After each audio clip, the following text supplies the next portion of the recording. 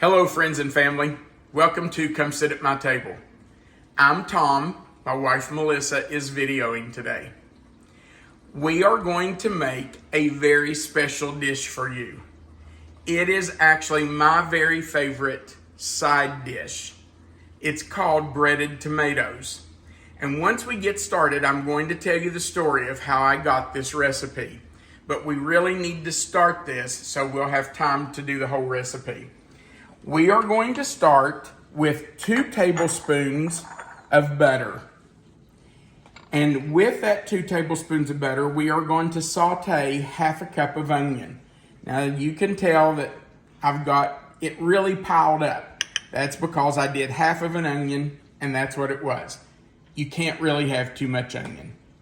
Then we're going to need 2 tablespoons of all-purpose flour.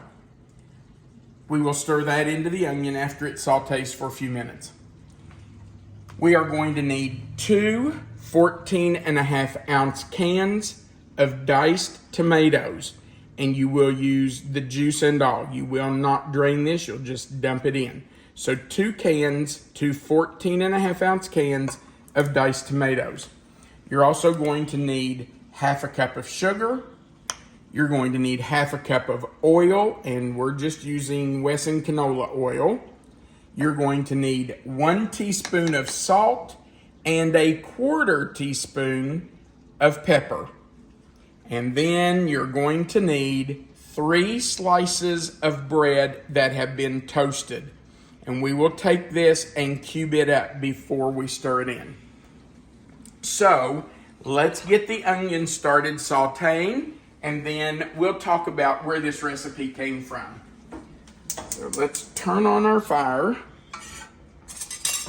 and get our butter started. And we're going to need 2 tablespoons.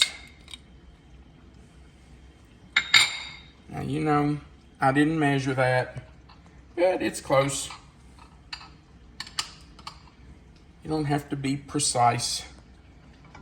Just get it in there. And as soon as our butter gets melted, at least a little bit, we will start sauteing those onions. I'm going to chop that up just a little bit so it will melt quicker. This is just, it's one of my very favorite dishes of all times. And I have such a cool story about where I got this recipe. Let me get this started here and I will tell you my story. All right, we're going to put the onion in.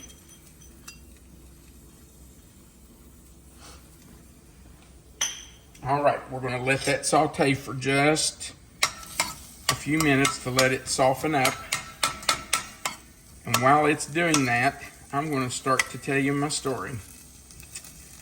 So, the story of these breaded tomatoes begins many years ago when a man named Colonel Sanders, yeah, you probably know him from Kentucky Fried Chicken. Colonel Sanders started Kentucky Fried Chicken in a little town called Corbin, Kentucky. And that little restaurant of his started to grow. His chicken started to become well known, and he started expanding his business.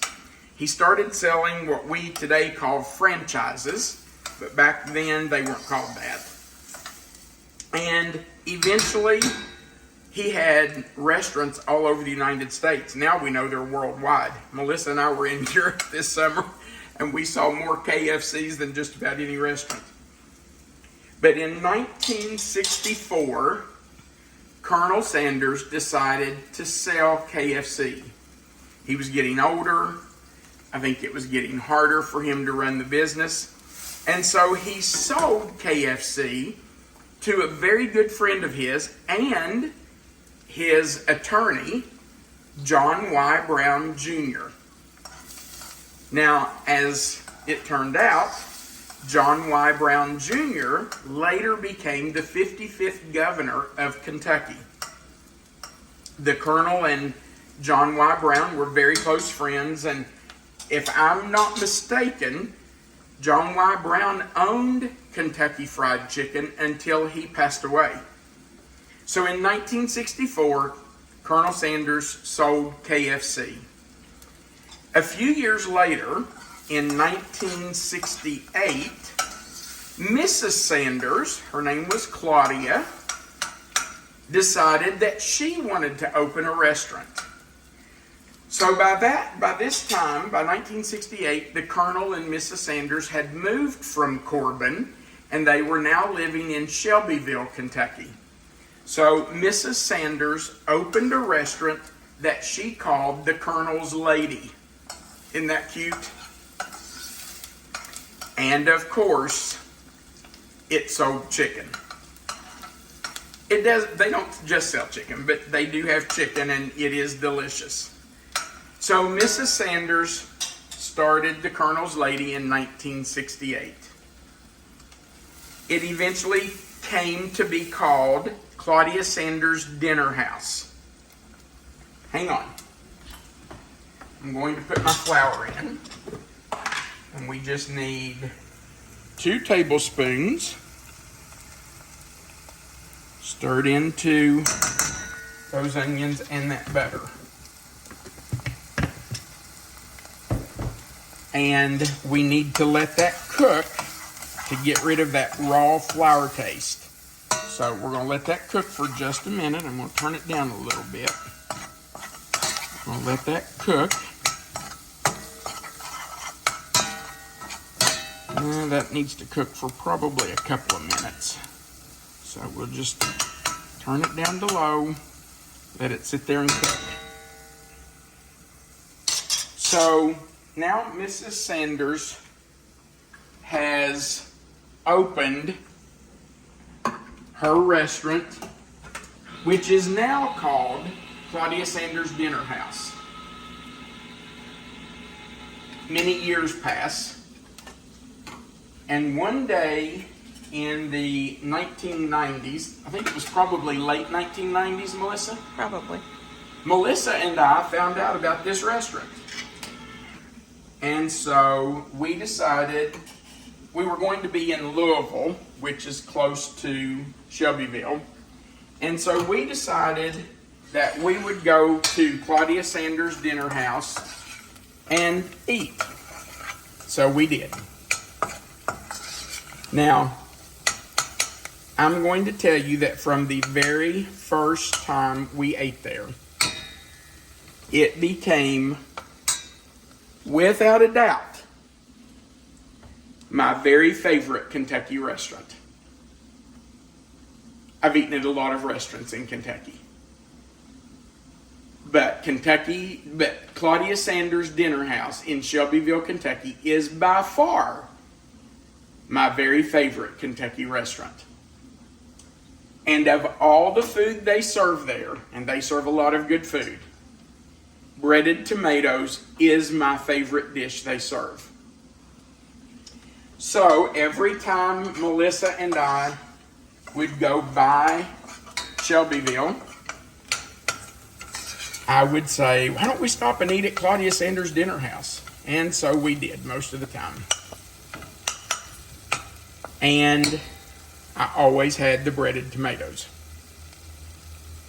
Now, at Claudia Sanders Dinner House, you order the meat you want, and they have lots of things. They have country ham and fried chicken livers and all kinds of things. But then they have 8 vegetables or 8 side dishes that they serve with whatever meat you order. And they're all delicious. Every single one of them. Okay, I'm going to put my tomatoes in. But in my opinion, nothing's better than these breaded tomatoes. So you did not drain these? I did not drain them. Juice and all go in. So after eating there for a few years, I told Melissa I would love to have the recipe for these breaded tomatoes. And as it so happened, I had a subscription to a magazine called Taste of Home. And in the Taste of Home magazine, they had a section, an article each month. I'm putting in my sugar and my oil. Yes, I know that's a lot of oil, but that's the recipe. They had an article each month, a section in the magazine, where you could write to the Taste of Home magazine and tell them what your favorite dish was in your favorite restaurant. And they would contact the restaurant to see if they could get the recipe for you. And then they would publish that in their magazine. So I wrote a letter, sent it to Taste of Home magazine, and I'll be honest, I forgot about it. Months and months went by, and I just completely forgot. And then I got a letter in the mail from Taste of Home magazine. I'm putting in my 1 teaspoon of salt. I got a letter saying, we got the recipe for the breaded tomatoes from Claudia Sanders' Dinner House, and it's going to be published in our next magazine. All right, in goes the 1/4 teaspoon of pepper. And sure enough, the very next month in the magazine was the article with the recipe for breaded tomatoes. Now, while these sit here and cook for a minute, I'm going to cut up our bread. So, the day I got the magazine and the recipe was in it, I made this. And it's almost exact. Well, no, it is exactly the same as what they serve at the restaurant. It is so good. Now, I'm just taking my toast and I'm cutting it in strips. Then I'm going to turn it this direction and cut it again so that it's in cubes. And you don't want teeny tiny cubes. You don't want them to disappear, but you don't want huge cubes either. Just medium-sized cubes.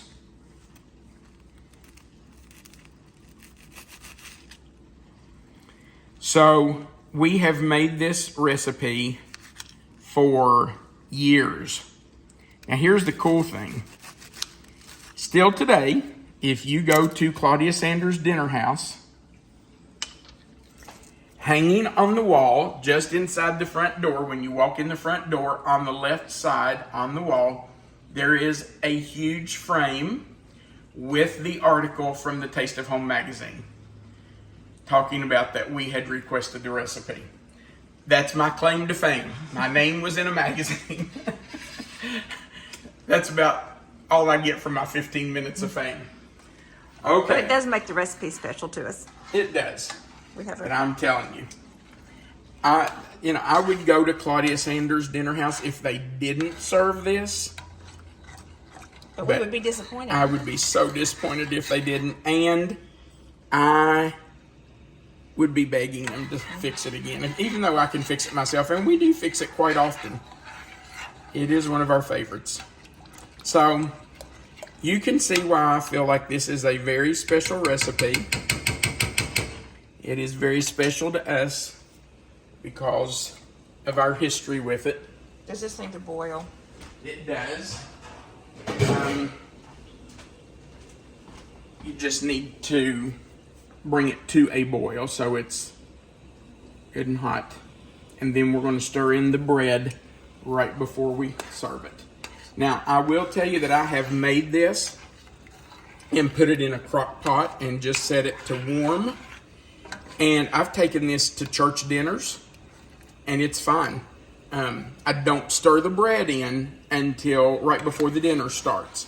But this works really well in a crock pot after you can't fix it in a crock pot because you have to cook it to get that, you have to get that flour to thicken it.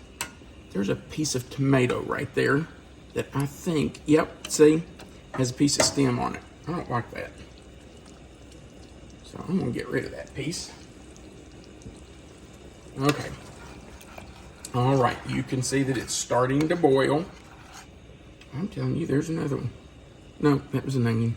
Sorry. It smells really good. Oh man, doesn't it? And you can see it's thickened some. Can you see how it's kind of thickened up? It will really thicken with that bread, won't it? Mm-hmm. The bread will thicken it. Okay. Let's stir in our bread. Now that our tomatoes are bubbling. So let's just put it all in.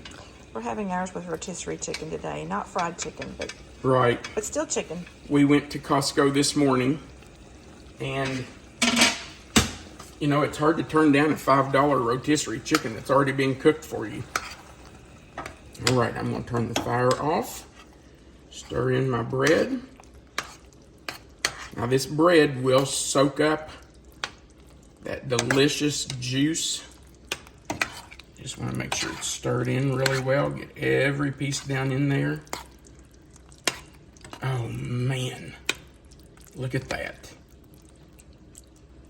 You know, they told me at Claudia Sanders' dinner house, we had a server one time who told me that she would give me the secret to all their dishes. And I was so excited because everything just tastes so good. And I said, really? And she said, oh yeah, I don't care to tell you. And I said, okay, what's the secret? What makes them all so good? You remember what she told me? Onions. Onions. She said, we do not serve one dish here that doesn't have onions in it. Okay. Who knew? All right, now I'm going to, even though we are going to have this with our rotisserie chicken, I am going to try a bite. And I know you want a bite. I love them. They're so good. They really are. Look at that piece of bread. You see how that has soaked in that tomato juice? Oh, and they've thickened it perfectly. I'll blow on it so it's not too hot for you.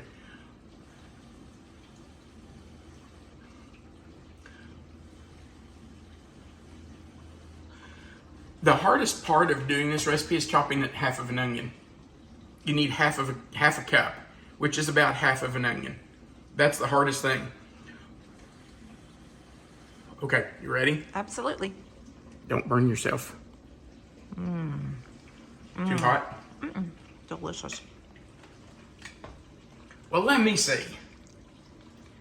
I want to make sure. Folks, you're in for a treat.